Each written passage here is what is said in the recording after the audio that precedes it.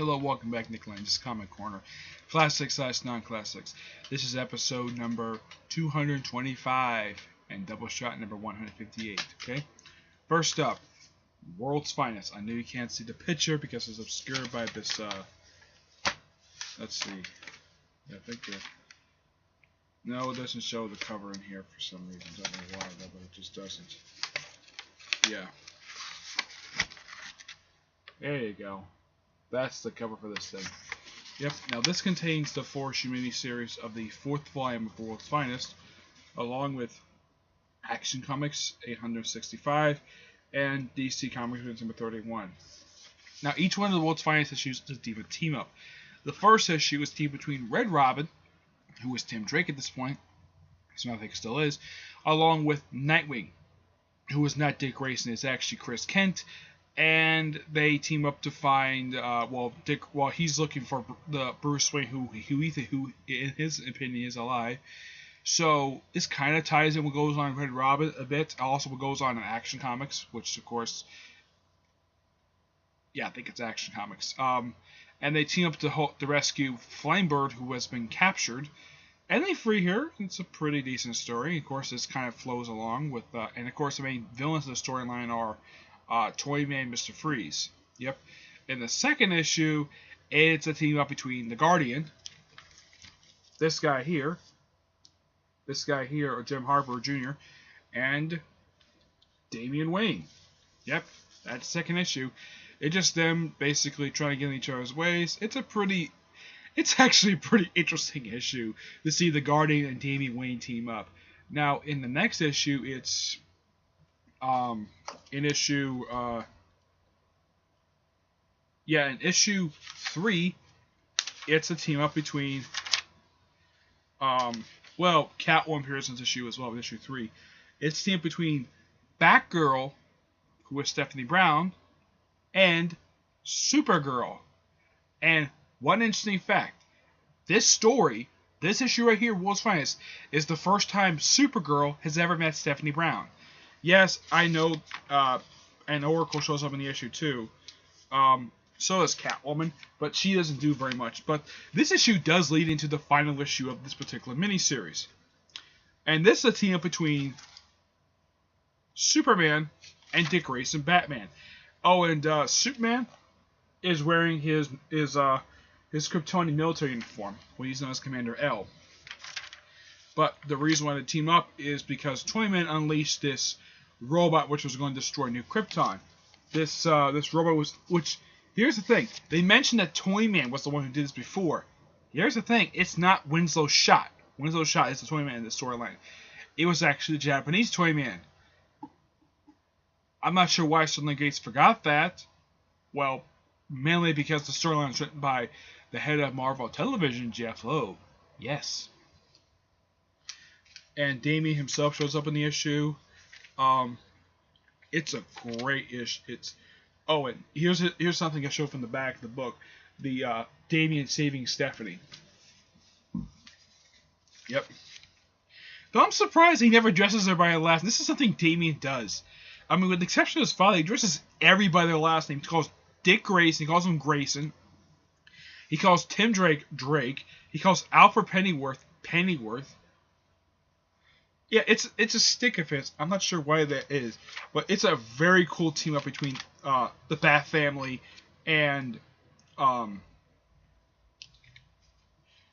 Superman family. And of course, the Kryptonite Man makes a small, little appearance in here, but it's a great story, and I highly recommend this miniseries. It says, "Oh, did we just have our first?" It says at the end of the thing, it says, "Hey, it just occurred to me. This was our first Superman Batman team up," and Superman says, "Better get used to it. These happen a lot. See you next time." Yeah, and of course the ending pretty much kind of partially ties to what goes on the pages of Action Comics of Superman. When we see Codename Assassin, who was a Jerry Conway creation, that's this guy right here in this panel. That's Codename Assassin.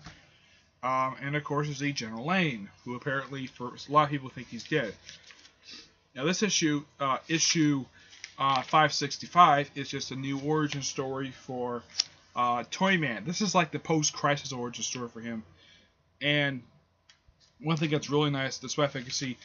Oh, and they bring up the fact Jimmy's in the issue too, and Jimmy brings up the fact that Winslow killed Adam Grant's son, Cat Grant's son, Adam Grant, and this is something that was really nice for this issue to do. Apparently, there was a few different Toy Man. There's this one with the cloak. There's a nod to Super Friends. Here we go. Right here. Look at that. The one at the end here. That's a nod from Super Friends. I'm like, really? It's apparently there's like many different Toy Man versions of Toy Man. This is just so funny. And it's a very great issue. You have Batman showing up and him taking on Toy Man, which is the first time I've seen this. And of course, Superman shows up at the end. Of course, he goes to jail. Now, in DC Comics 31, it's the first time, and only time in the DC Comics series, they have Superman and Dick Grayson Robin. Yeah, I think this is Dick Grayson Robin. Yeah, this is Dick Grayson Robin. And the issue, the writing in the issue is done by, if I can find it here, the issue was written by Jerry Conway. The Terrible Toyman was written by Jeff Johns. Yeah, it's a nice little team-up issue. It deals with circus stuff. Yeah, it's a great issue, and I highly recommend it. This trade is overall really good.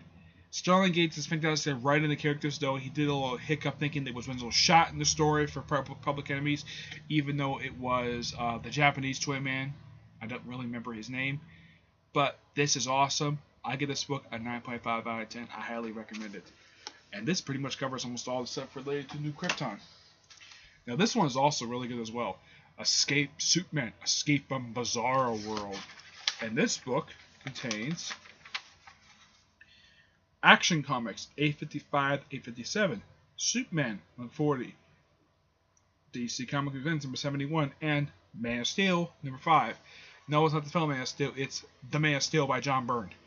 Now, I should point out is that the main story, Escape from Bizarro World, is done by the artist the writer and artist of The Goon. Yes, Eric Powell does the artwork. And his artwork makes perfect sense to do this story. It's just simply a story of Superman going to Bizarro World to rescue his adoptive father who been kidnapped by Bizarro. And it's a great story. And it's done by, I think it's done by Kurt Busiek, if I'm not mistaken. Let's see here.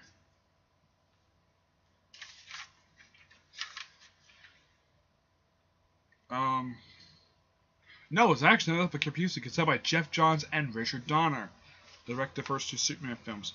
It's an awesome story, and I highly do recommend it when it comes to this story. There was even a little joke of basically how, on that world, Jonathan Kent got the powers of Superman on Bizarro World. Yep. It's a great story.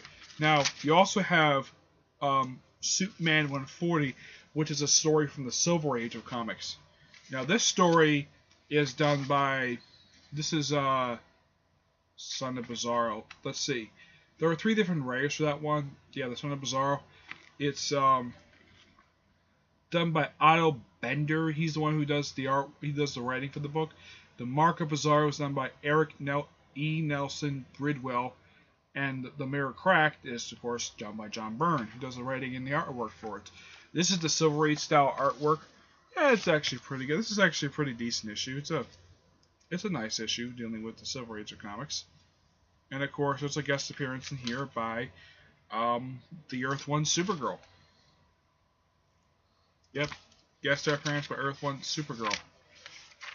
Yeah, it's a great tale to actually read. It's pretty enjoyable, to say the least. Let's see here. Then, of course, there is an issue from DC Comics Presents, issue 71, where Superman and Bizarro. It's a odd issue, to say the least.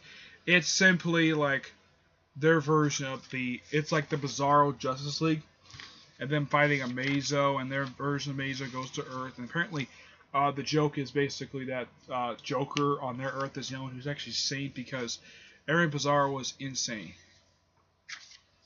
Yeah. It's an interesting little issue. Probably an issue that should have been made in the Silver Age. Now, The last one is basically from the from the Man of Steel number 5, where it's the first post-crisis appearance of Bizarro, and you get a chance to see Lex Luthor's little armor. Also, you get a chance to see let's see, you also get a chance to see Lex Luthor with hair, though he later gets rid of it. Yep. Yeah, in this miniseries, John Byrne established him as a businessman, but it's actually a really good issue, and from a very good miniseries by John Byrne. And I consider that one the true post-crisis origin story of Superman. It's been like 3 different ones. But otherwise, though, this is good. 9 out of 10. I highly recommend it. Alright, that's it for this episode. Stay tuned for the next episode, which should be episode 226. Okay? Till then, see you there. Bye.